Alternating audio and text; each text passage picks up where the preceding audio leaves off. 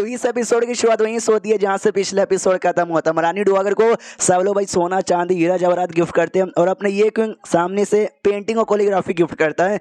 तो महारानी भी देखते हो कहती है अच्छा तो तुम मुझे भाई पेंटिंग और कोलियोग्राफी गिफ्ट करे हो जिसकी कीमत है ना 2 या 3 चांदी के सिक्के की कीमत यहाँ पर होती है। अच्छा आपने क्या मुझे इतना बेकार समझा है। सामने से ये क्यों कहता नहीं नहीं नहीं नहीं नहीं ऐसी कोई बात नहीं भाई। सबसे पहली बात जो गिफ्ट यहाँ पे होता है ना उसकी कीमत नहीं देखी जाती, फीलिंग यहाँ पे देखी जाती है भाई किस फीलिंग से यहाँ पे दिया जा रहा है। प्लस ये पेंटिंग की कीमत भी कम नहीं है, इसकी भी कीमत ज़्यादा ही है, 2-3 नहीं 10-12 चांदी के सिक्के होंगे। गुस्सा आ जाता महारानी का, पेंटिंग उठा के फेंक देती, कहती साले तेरी इतनी औकात। अपने ये किंग तो खुश है, गुस्सा आ रहा है महारानी को, मार डालो भाई मुझे मार डालो। लेकिन सामने से जो ये था ना अपना महाराज यार वो शांत कर देता है कि अरे शांत हो जाइए मम्मी जान, अब गुस्सा यहाँ पे काहे को कर रही हो।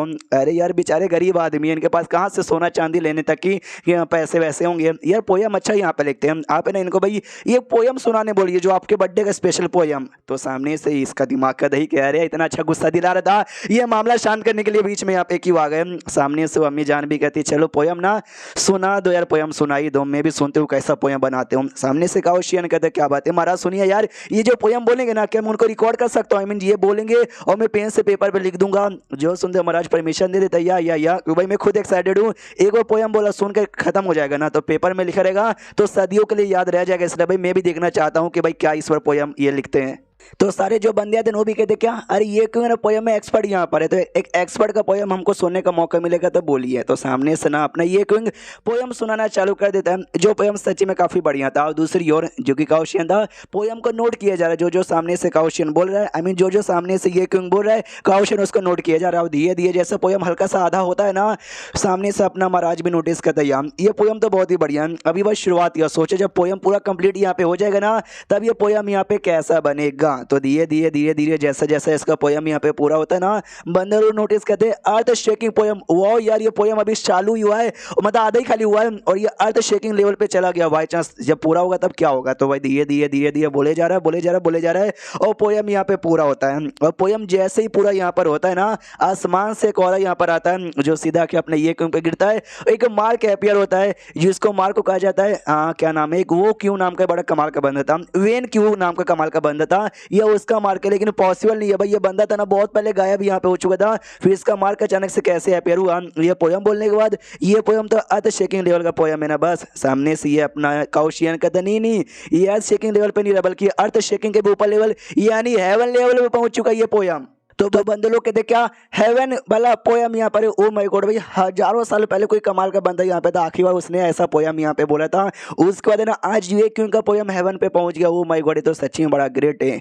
अपनी जो क्या बोलते हैं भाई ये अपना था ना क्या बोलते हैं, अरे सामने से अपनी महारानी यार वो पूछती अरे यार ये इसका नाम क्या है, ये सामने से बताता है द हार्ड रोड, ये इसका यहाँ पे नाम है। और एक से भाई ये क्या मेरे ऊपर कोई मार का अचीव सा अपेयर हो गया, ये लोग कह रहे थे वेन वो मार के किसी का मार के बंदे का शिट यार ये मार कि मुझे फिर से कोई पावर वावर यहाँ पे ना दे। और एक सन भाई महारानी डुआगर वो कहाँ गायब हो गई, वो बेसिकली अपने कमरे में जा चुकी थी। नौकरानी लोग से कहते नौकरानी लोग तुम यहाँ से जा सकते हो, तो नौकरानी लोग वहाँ से निकल जाते हैं। जैसे कमरे में कोई नहीं तो आसपास देखती है और आवाज लगाती है कल्टीवेटर जी आप सामने आ सकते हो। तो एक अजीब सा बंदा पर्पल कलर का धीरे धीरे अपीयर होना चालू हो जाता है और कहता है गुड गुड हमने ये क्यों के बारे में देखा और उसके पास तो सच्ची में कोई औकात ही नहीं है। सामने से महारानी डुआगर कहती वही तो मैं जानबूझकर उसके साथ ऐसा फाइट करने का मौका देख रही थी और ऐसा नहीं को बचने की कोशिश करोगे यार प्लीज लड़ाई मत करिए। वो भी सामने से ना ऐसा बर्ताव करे ना जैसे उसको भी लड़ने का मन नहीं, तो अगर ऐसा पर्सनैलिटी किसी बंदे का ना वैसे ही वो टिक नहीं सकता किसी के सामने और दुनिया में सबसे पहले मरेगा।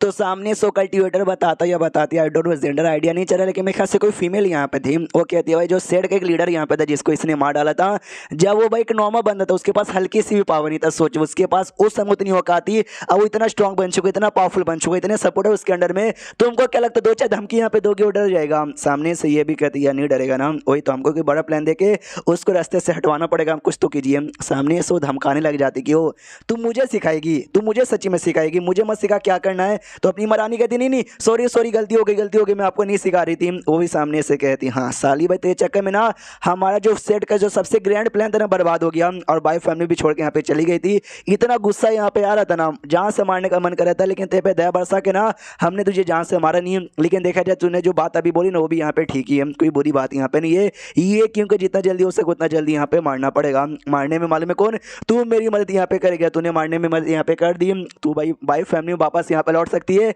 ये पहले छोड़ के भी तुझे जाने का मौका यहाँ पे मिलेगा और सामने से तुझे तेरी आज़ादी भी मिल जाएगी। सामने से ये महारानी भी कहती है या मैं आपके लिए उसको मारने को तैयार हूँ। उसके बाद यहाँ पे शीर शिव होता है भाई अपने ये क्यों पे, जो कि भाई ऐसा सोच रहा कि अरे यार अचानक से भाई पोयम सुनाते सुनाते महारानी गायब हो गई थी। मुझे लगा वहीं पर है कि 2-4 गुस्सा दिलाऊंगा, गुस्से का हमारा आक्रमण करवा के जान निकालेगी, लेकिन आई डोंट नो कहाँ चले गई। मरना इतना मुश्किल क्यों है यार। उतने में आवाज़ आता है ढेर सारे बंदों का जो कि चिल्ला रहे हैं वांग नाम के बंदे पे। वही वांग नाम का बंदा जिसके बारे में हमने पिछले एपिसोड में सुना था, जो कि भाई पगला जाता है, टट्टी वट्टी खाने की भी कोशिश करता है। और सब उसको कह रहे थे, कह रहे प्रिंस आप क्या करो, यानी वो भी एक हिसाब से एक प्रिंस है, शायद हो सकता है अपनी महारानी या पुराने महाराज का भाई होगा, या तो अपना जो अभी नया महाराज है ना, या जो महारानी है भाई वही जो फीमेल है लेकिन मेल बन के रहती है उसका भाई हो सकता है। मतलब कोई ना कोई तो भाई रिलेटेड, ये उतना कंफर्म नहीं है। तो सब लोग मना करते उसको कि मत ये क्या करे हो, जो मच्छी यहाँ पे था ना मच्छी पका के खा रहा था। तो अपना ये क्यों बीच में जाता है और जाते हुए सोचता अच्छा ये वही वांग है क्या जिसके बारे में मैंने सुना। सामने से कहता है हेलो वांग। वो वांग कहता अच्छा भी बाकी सब जैसा तू भी मुझे मना करने आया कि मत खाओ मच्छी। जो सुनता ही सामने से ये क्यों कहता नहीं यार मैं तुमको मना करने नहीं आया हूँ, मैं तो भाई शेयर करने आया हूँ, मेरे साथ भी शेयर करो, क्या दोस्ती वोस्ती यहाँ पे करनी है। ये कहता गुड इंटरेस्टिंग बंदे भाई, बाकी सब जैसे तुम मुझे मना नहीं करे हो, ये लो तुम भी खा सकते हो। तो सामने से ये क्यों भी कहता यार जो मर्द लोग के बीच में दोस्ती यहाँ पे होती है ना, दोस्ती यहाँ पे सच्ची और सबसे प्योर दोस्ती होती है, इसलिए आज की रात आपके नाम हमारी दोस्ती का नाम जो सुन भी कहते हैं इंटरेस्टिंग बंदे हो यार, चलो भाई आराम से ये मजे वजे करते हैं। तो अपना ये क्यों भी सोचता हूँ हाँ ये आदमी उतना कॉम्प्लिकेटेड नहीं है जिसके पास आकर दोस्ती वोस्ती करने में मुश्किल यहाँ पर हो। तो आराम से 1-2 घंटे तक ना मच्छी खाते, दारू वारू पीते हैं, एंजॉय करते हैं। सामने से वो कहता भी है कि वाह यार मानना पड़ेगा आज ना अगर महारानी डोंगवन का बर्थडे यहाँ पे नहीं ना होता तो भाई मुझे अपने घर से बाहर आने का मौका नहीं मिलता और तुम्हारे साथ यहाँ पे मिल नहीं सकता। जो सुनते ये क्यों कहते हैं भाई पुराने महाराज को मरे काफी टाइम हो गया था, तुम्हारी तो इतनी औकात है कि भाई तुम आराम से बाहर निकल के आ जा सकते हो, तुमको कौन रोकेगा। ये कहता है नहीं यार रोकेंगे यार रोकेंगे क्या ना भाई, हमारा जो अभी महाराज है नल्ला टाइप का, कोई उसकी बात यहाँ पे मानता ही नहीं है। लेकिन भाई मैं सामने से ऐसा वैसा बंदा नहीं हूँ, मैं भी एक प्रिंस यहाँ पर हूँ, यानी सिर और फैमिली से बिलोंग करता हूँ। अब सामने से प्रिंस होके अगर मैंने बात यहाँ पे नहीं मारी हूँ तो भाई लालत यहाँ पर है ना, इसलिए भाई मैं बात मानता हूँ। मुझे कहा जाता है भाई घर से बाहर मत निकलो तो नहीं निकलता हूँ, डेड शूट। तो ये बातें सुनने के बाद ना ये क्यों भी सोचता है इस इविल कल्टीवेटर ने कहा था ये बंदा ना भी पागल यहाँ पे नहीं है जैसा लोग इससे कहते हैं, और ये बात सच यहाँ पर, ये पागल तो मुझे बिल्कुल भी नहीं लगते। सामने से ये क्यों कहता है भाई जब तुम इतने समझदार यहाँ पर तुम जाके भाई महाराज को सपोर्ट क्यों नहीं करते देश को अच्छा करने में, पागल बनने का खाली नाटक काय को करते हो। जो सुनते वांग कहता है अच्छा पागल बनने का नाटक यहाँ पे काय को करता हूँ, ये सवाल तुम मुझसे काय को पूछो, तुम जाके ना महारानी डोवागर से काय को नहीं पूछते। तो अपना ये क्यों कन्फ्यूज कि महारानी डोवागर से पूछूं मगर काय को, ये कहते क्योंकि जो कुछ यहाँ पे हो रहा है ना उनमें उन्हीं का हाथ है। तुम पार्टी में गए थे तुमने नोटिस किया होगा मेरे लिए उन्होंने कोई कुर्सी अटेंड नहीं किया, अगर वो ना होती ना तो वो साल मेरे साथ, और जैसा इतना बोलता है ना उसको तकलीफ होना चालू हो जाता है बड़ी जोर जोर से। ये क्यों भी चिल्लाता है भाई तुम ठीक हो नहीं तुमको क्या हो गया, एंड देन ये चैप्टर यहीं पे खत्म हो जाता है। तो चैप्टर खत्म तो वीडियो भी खत्म। तो मिलते हैं अगले किसी वीडियो में, जब तक के लिए बाय बाय।